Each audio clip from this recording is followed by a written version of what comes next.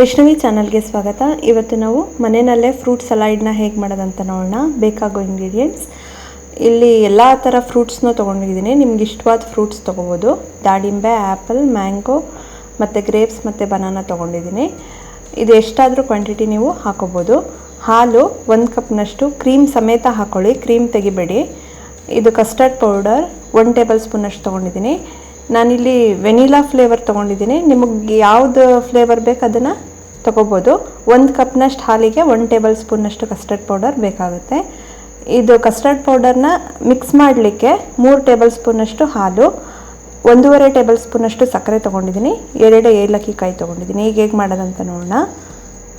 ಒಂದು ಪ್ಯಾನ್ನ ಬಿಸಿ ಮಾಡೋಕ್ಕಿಡಿ. ಅದಕ್ಕೆ ಹಾಲನ್ನ ಹಾಕ್ಕೊಂಡು ಕುದಿಯೋಕೆ ಇಟ್ಕೊಳ್ಳಿ.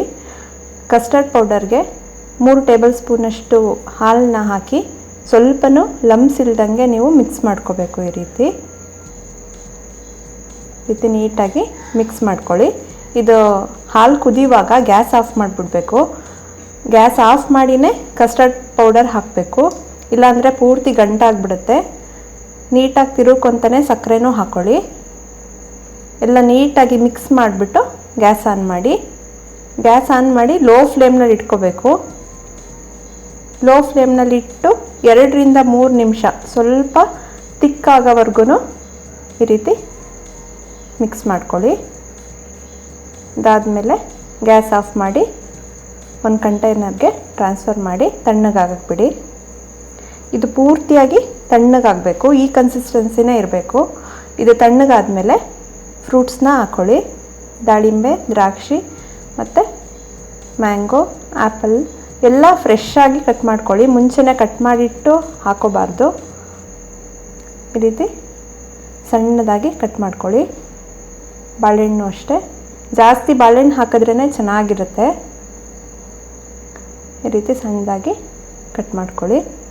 ಎಲ್ಲದನ್ನೂ ಈ ರೀತಿ ಮಿಕ್ಸ್ ಮಾಡಿ. ಇದೇ ಕನ್ಸಿಸ್ಟೆನ್ಸಿ ಇರಬೇಕು. ತಣ್ಣಗಾದ್ಮೇಲೆ ಇನ್ನೂ ಗಟ್ಟಿಯಾಗುತ್ತೆ. ಇದಕ್ಕೆ ಏಲಕ್ಕಿ ಪುಡಿ ಹಾಕ್ಕೊಳ್ಳಿ. ಏಲಕ್ಕಿ ಪುಡಿ ಹಾಕಿ ಮಿಕ್ಸ್ ಮಾಡಿ. ಈ ರೀತಿ ಇದನ್ನು ಫ್ರಿಡ್ಜಲ್ಲಿ ಇಟ್ಕೊಳ್ಳಿ. ನಾನು ಜಸ್ಟ್ ಕೂಲ್ ಮಾಡಿದ್ದೀನಿ. ನಿಮಗೆ ಐಸ್ ಕ್ರೀಮ್ ಥರನೇ ಬೇಕಂದರೆ ಪೂರ್ತಿ ಫ್ರೀಸ್ ಮಾಡ್ಕೋಬೋದು. ಈ ರೀತಿ ಸರ್ವ್ ಮಾಡ್ಕೊಳ್ಳಿ. ಅಷ್ಟೇ, ನೋಡಿದ್ರಲ್ವ ಫ್ರೂಟ್ ಸಲಾಡ್ನ ಹೇಗೆ ಮಾಡೋದಂತ. ನಿಮಗೂ ಈ ರೆಸಿಪಿ ಇಷ್ಟ ಆದರೆ ಲೈಕ್ ಮಾಡಿ, ಶೇರ್ ಮಾಡಿ. ಮತ್ತಷ್ಟು ಈಸಿ ರೆಸಿಪೀಸ್ಗಾಗಿ ವೈಷ್ಣವಿ ಚಾನಲ್ಗೆ ಸಬ್ಸ್ಕ್ರೈಬ್ ಆಗೋದು ಮರಿಬೇಡಿ. ನಿಮ್ಮ ಅನಿಸಿಕೆ ಅಭಿಪ್ರಾಯನ ಕಮೆಂಟ್ಸ್ ಮೂಲಕ ತಿಳಿಸಿ. Thank you.